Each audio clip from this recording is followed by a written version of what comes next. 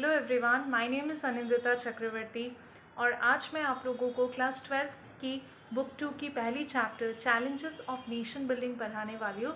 So let us begin into the video. So I hope you all will like this video. अगर आपको कुछ doubt हो तो please comment box में लिखिए. I will definitely reply to your doubts. And I also pass class 12. I think you have seen the introduction video, जिससे आपको पता चल गया होगा कि मेरा बैकग्राउंड एंड एवरीथिंग, आपको जो जानना है मेरे बारे में, जितना आपके लिए ज़रूरी है उतना मैंने बोल दी है मैंने अपनी इंट्रोडक्शन वीडियो में. सो आप प्लीज़ देख लीजिए उस वीडियो को. और आज से हम स्टार्ट करते हैं क्लास 12 की पढ़ाई. ओके, सो मैं पॉल साइंस से स्टार्ट करूँगी, उसके बाद मैं sociology, psychology, I will cover everything. You don't have to worry, I will cover the humanities background definitely. Okay, so आज से हम स्टार्ट करते हैं क्लास 12 की पढ़ाई. सो या the name of the chapter is challenges of nation building. okay, so इस chapter में हमें पता चलता है कि 14 to 15 अगस्त मिडनाइट को 1947. Please remember the date. Okay, मैं दोनों लैंग्वेज में ही आप लोगों को बोलूँगी, इंग्लिश और हिंदी, सो आपके लिए अप्रोप्रिएट हो जाएगा समझने को. तो इसीलिए स्टार्ट हुआ था 14 to 15 August 1947. So when did India got independence? India got independence on 14 to 15 August 1947 midnight को. ओके, सो तब हमारे जो पहले प्राइम मिनिस्टर बने थे वो कौन थे? जवाहरलाल नेहरू. कौन थे? जवाहरलाल नेहरू. ये हमारे पहले प्राइम मिनिस्टर थे. मैं आप लोगों को फ्लो चार्ट हिसाब से पढ़ा रही हूँ. आपको इसके ये जो पूरा फ्लो चार्ट है मेरे इंस्टाग्राम अकाउंट में मिल जाएगा. मैं लिंक डिस्क्रिप्शन बॉक्स में दे दूँगी. और इसके साथ जो नोट्स वगैरह हैं आपको सब मेरे इंस्टाग्राम में चेक करेंगे तो आपको सब मिल जाएगा. Okay, so you don't have to worry, आप प्लीज़ समझ लीजिए. Okay, and one thing I want to say is that बहुत लोग बोलते हैं कि आप वीडियोस देखोगे, वीडियोस के बाद आपको चैप्टर पढ़ने की ज़रूरत नहीं है. I totally don't agree with this, because मैंने भी क्लास 12 पढ़ा है.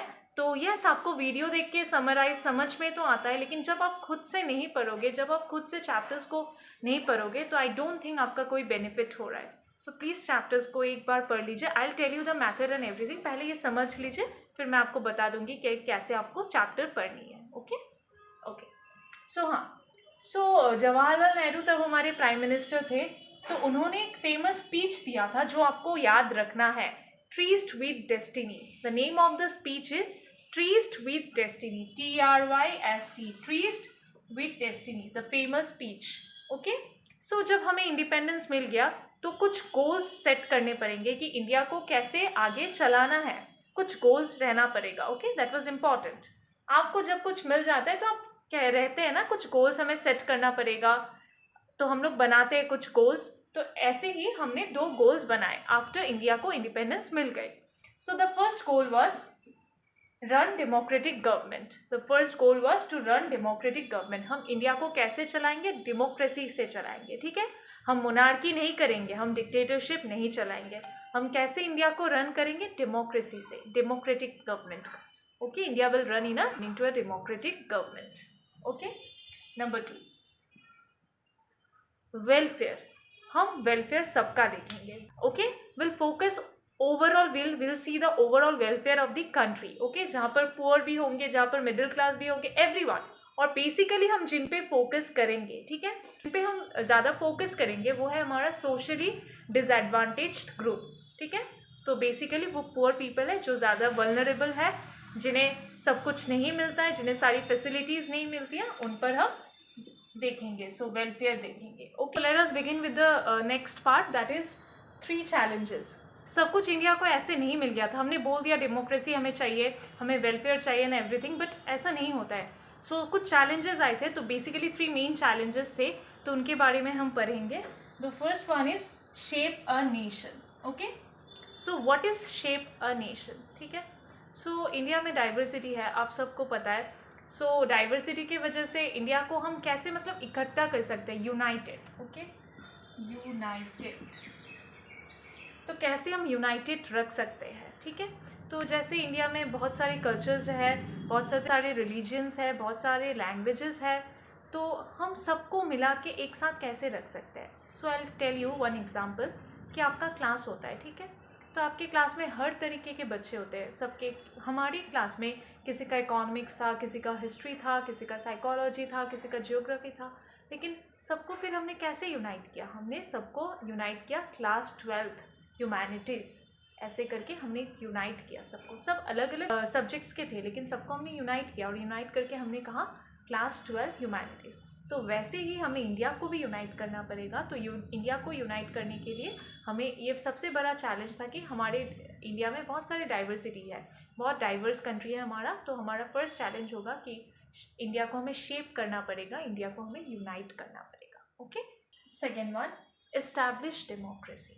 ठीक है, हमने बोल दिया डेमोक्रेसी, हमने गोल में बोला था ना कि डेमोक्रेसी। तो हम डेमोक्रेसी कैसे, डेमोक्रेसी हमें प्रैक्टिस करना पड़ेगा, डेमोक्रेसी लाना पड़ेगा इंडिया में। इससे पहले ब्रिटिश रूल के अंडर हम थे, तो we basically were under the rule of the British, तो हमारी कोई डेमोक्रेसी नहीं थी। ठीक है, तो हमें कैसे, हमें डेमोक्रेसी लाना पड़ेगा। तो we need to establish democracy. So democracy के लिए what we have to do is that we need to elect government.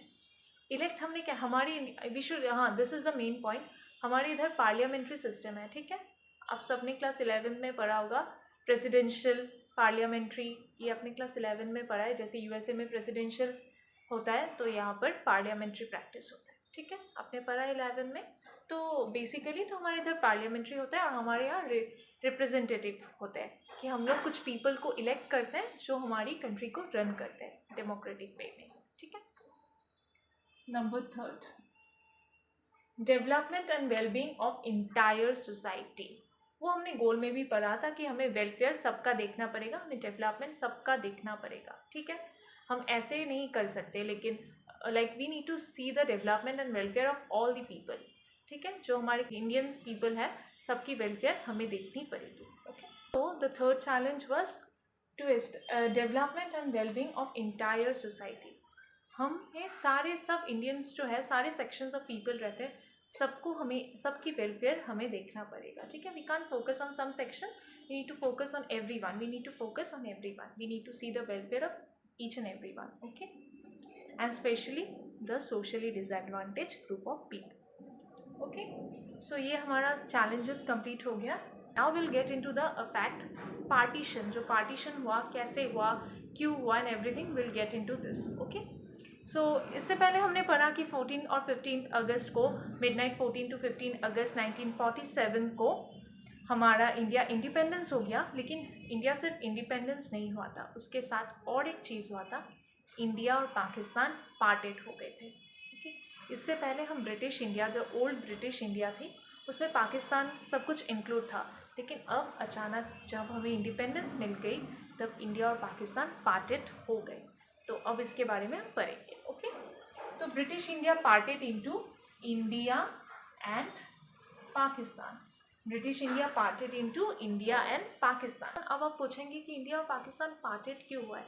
हाँ, इंडिया और पाकिस्तान इसीलिए पार्टेड हुआ है क्योंकि मुस्लिम लीग ऑफ पीपल जो थे, उन्होंने कहा कि हमें हमारी एक अलग सी नेशन चाहिए, हमें हमारी मुस्लिम एक अलग सी नेशन चाहिए जिसका नाम पाकिस्तान होगा, हमें वो अलग चाहिए, हम इंडिया के साथ नहीं रह सकते। ठीक है, लेकिन जो कांग्रेस थे, हमारे कांग्रेस जो थे, उन्होंने कहा कि नहीं, हम पाकिस्तान नहीं, अलग नहीं कर सकते, हमें एक साथ रहना पड़ेगा, हम ऐसे ही पाकिस्तान, ऐसे कोई मुस्लिम लीग, ऐसा कोई मुस्लिम नेशन नहीं दे सकते। तो उन्होंने अपोज किया था।